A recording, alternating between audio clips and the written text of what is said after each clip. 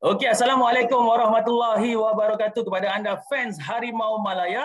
Berjumpa lagi bersama kami. Kali ini kami nak bawakan kepada anda secara eksklusif ulasan ataupun review tentang prestasi pasukan bawah 23 kita dalam kejohanan AFF yang baru berlangsung di Kemboja yang berakhir perjuangan kita semalam. Dan bersama saya secara eksklusif Datuk Ong Kim Swee, jurulatih Sabah dan juga bekas jurulatih kebangsaan dan bawah 23 juga. So Datuk sihat hari ni Datuk?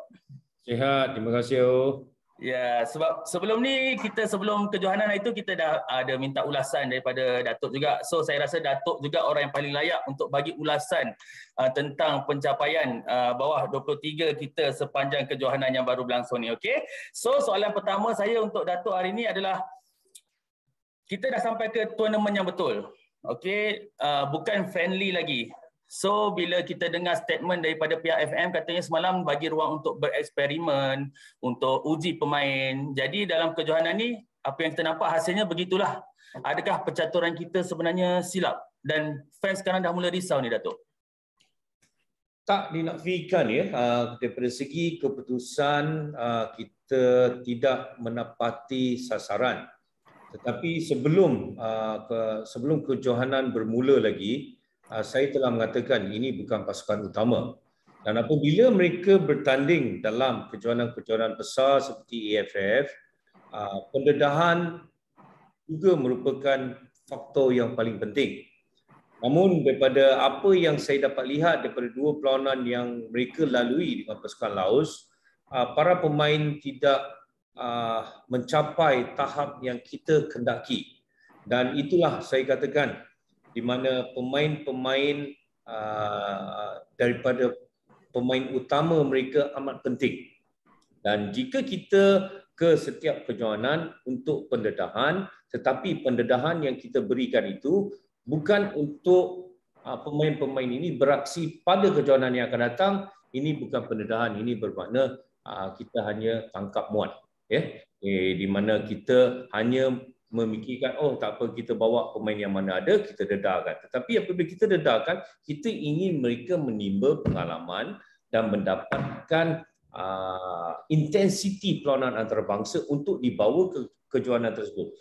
Kini saya ingin bertanya, berapakah pemain daripada yang sedia ada di kejohanan AFF ini akan dibawa ke Sukan C ataupun kejohanan AFC bawah 23 yang akan datang? Okey. Datuk, kalau kita tengoklah yang buatkan fans kecewa is basic skill, passing, tahan bola.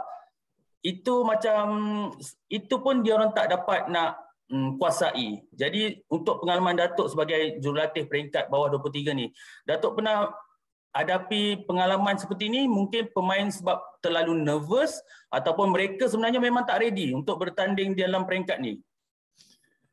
Kalau kita lihat 2 tahun yang lepas, kita tidak mempunyai kejohanan peringkat remaja, Piala Belia maupun Piala Presiden, apa lagi dengan pendedahan di peringkat antarabangsa.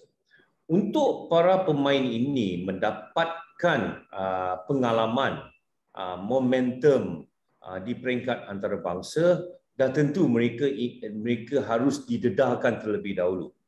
Tanpa kejohanan domestik dan juga tanpa kejohanan peringkat antarabangsa, memberi banyak impak yang cukup negatif seperti awak katakan tadi.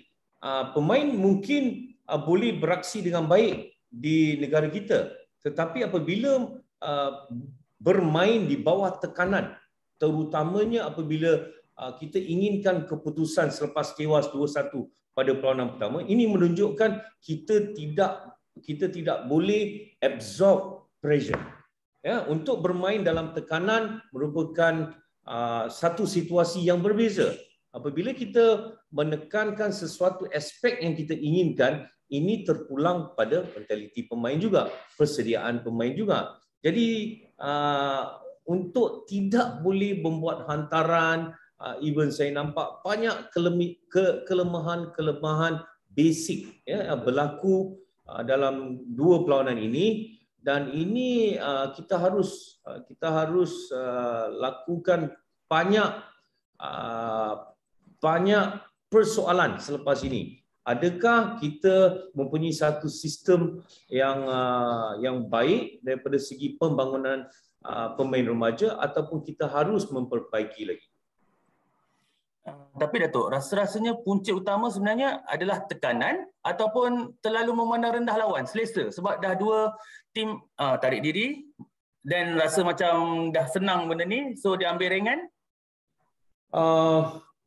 Bagi saya tak pernah berlaku dalam sejarah AFF yang kita bermain hanya dengan satu pasukan dua kali untuk layak ke separuh air. Ini bukan, bagi saya ini kejohanan yang harus difikirkan.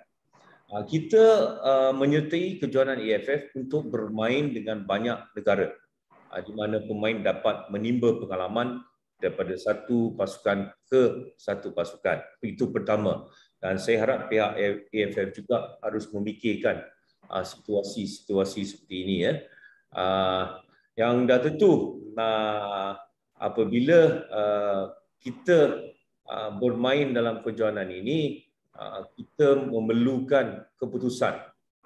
Dan apabila saya katakan keputusan, ini berlaku, saya percaya pada tahun 2015 pasukan C di Singapura ketika itu.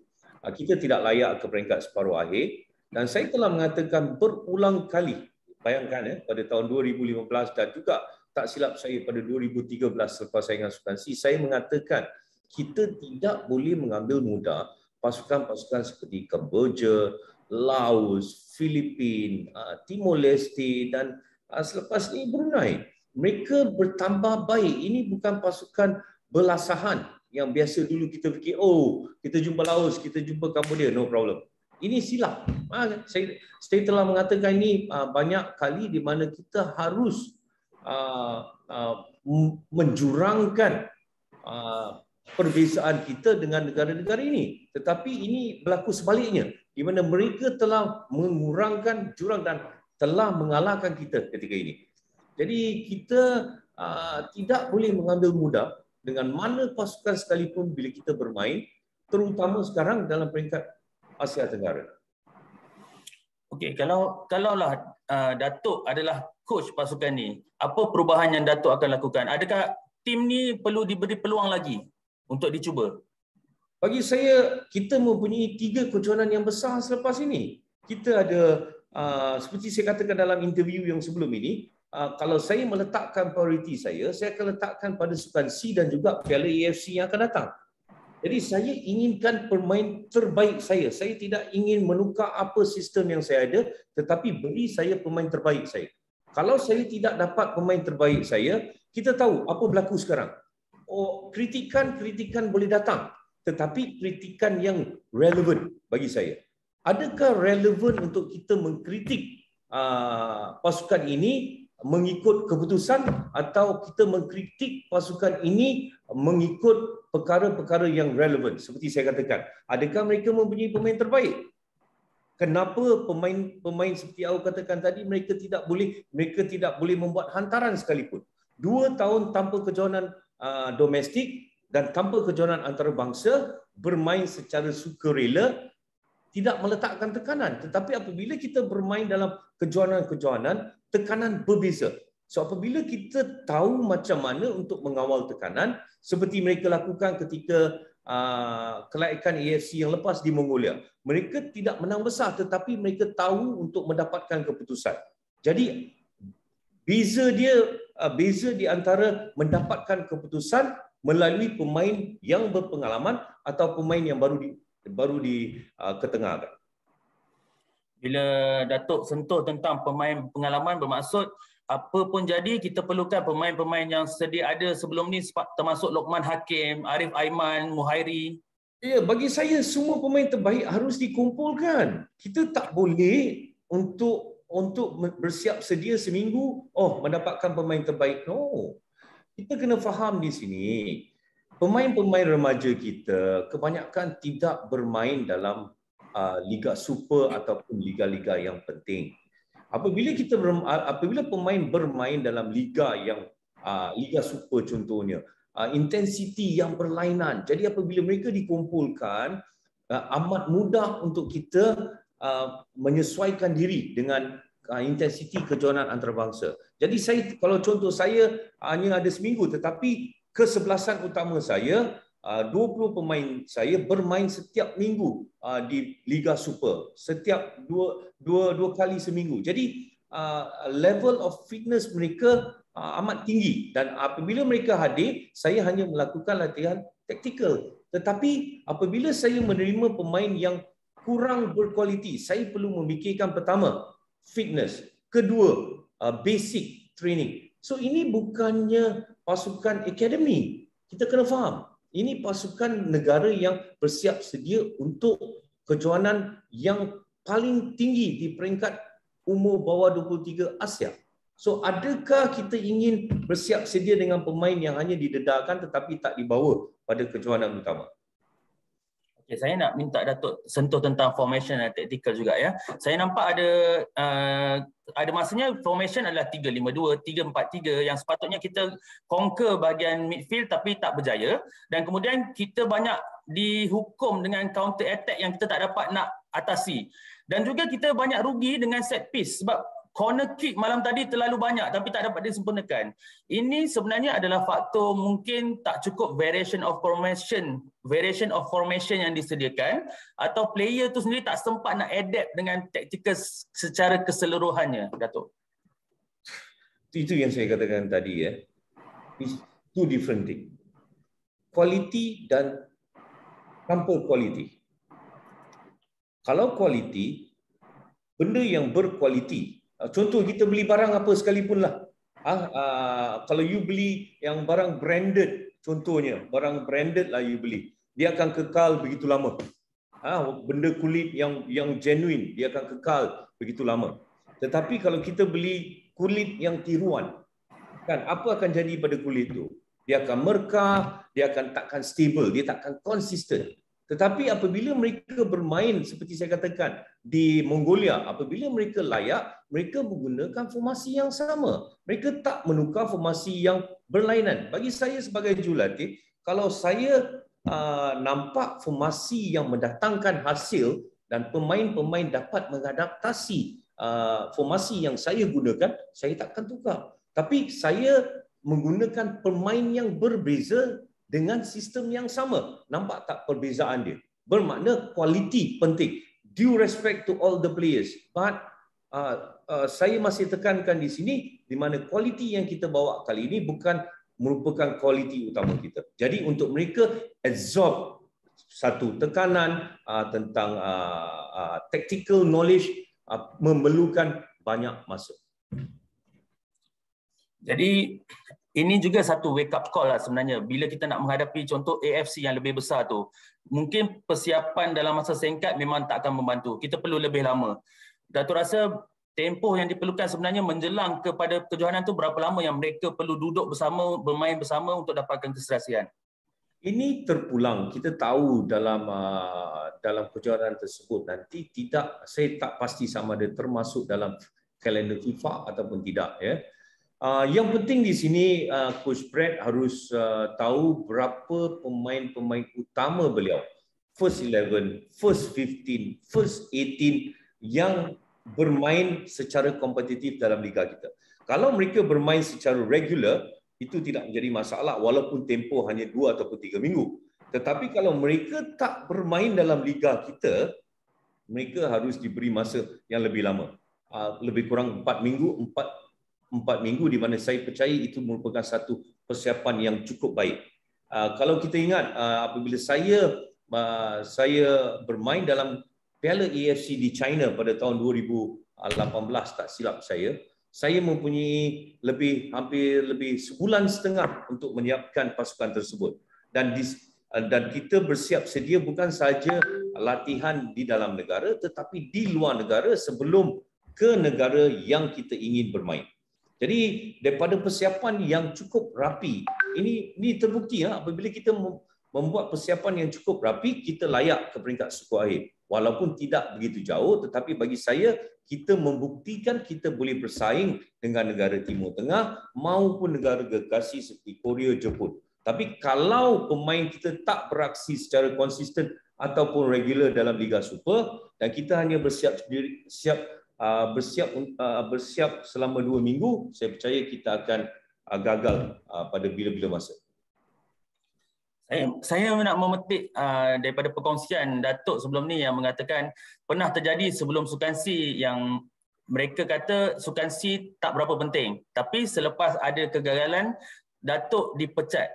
Jadi macam situasi Coach Brad sekarang, sebelum kejohanan ni dia ibarat tiada tekanan. Tapi secara tiba-tiba dengan kecaman, dengan tekanan sekarang memuncak. Dan ramai berpendapat kedudukan dia dalam bahaya.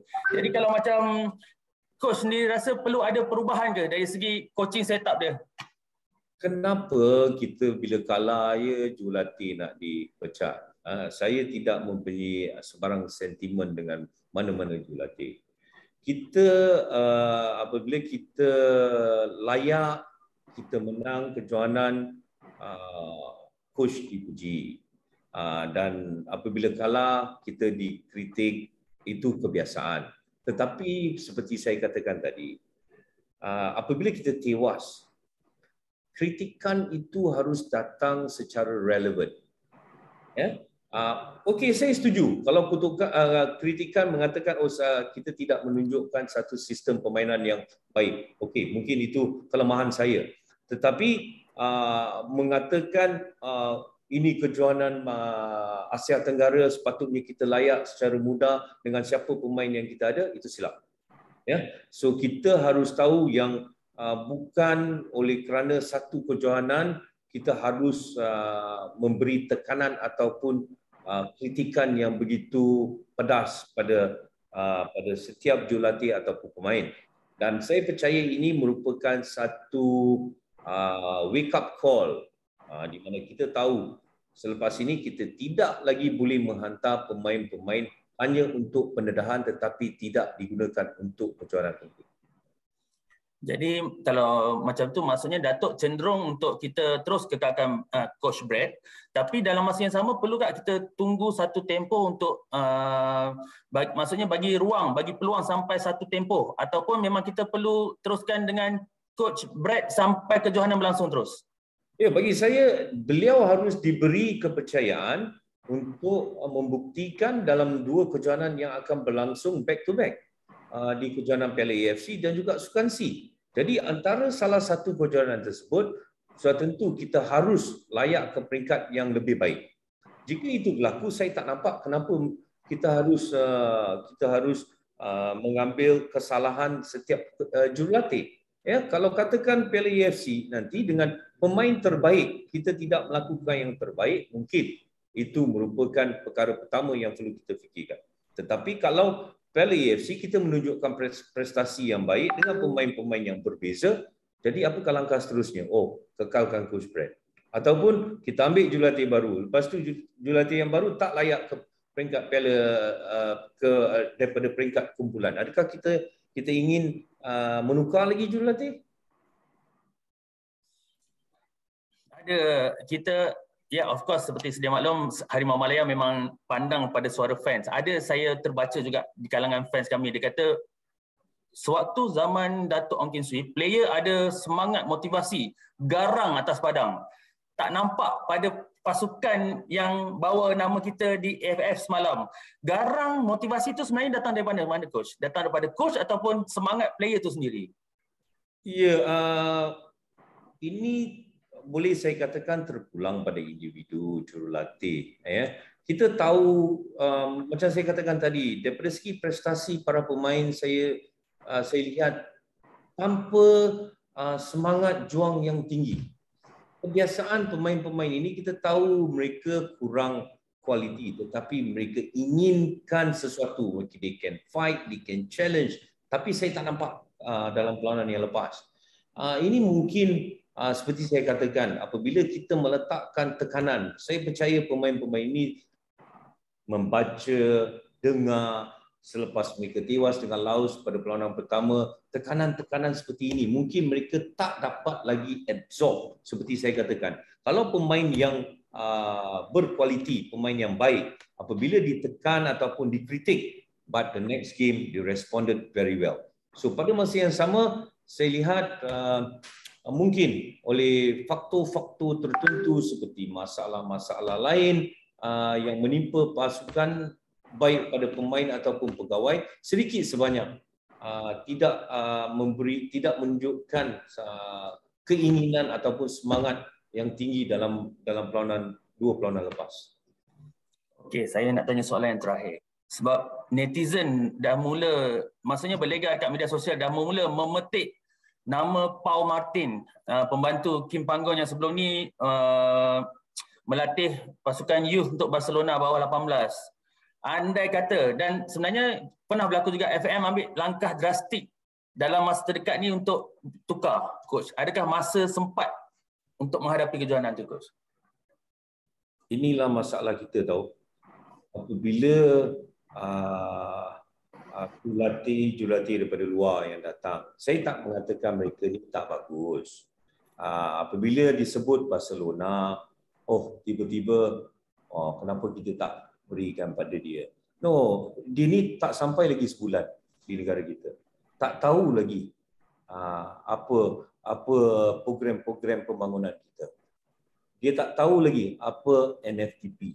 Adakah mereka faham tentang sistem kita sebelum kita melantik seorang jurulatih secara macam mana juga, secara tiba-tiba untuk menggantikan Brett Maloney ataupun pasukan-pasukan lain.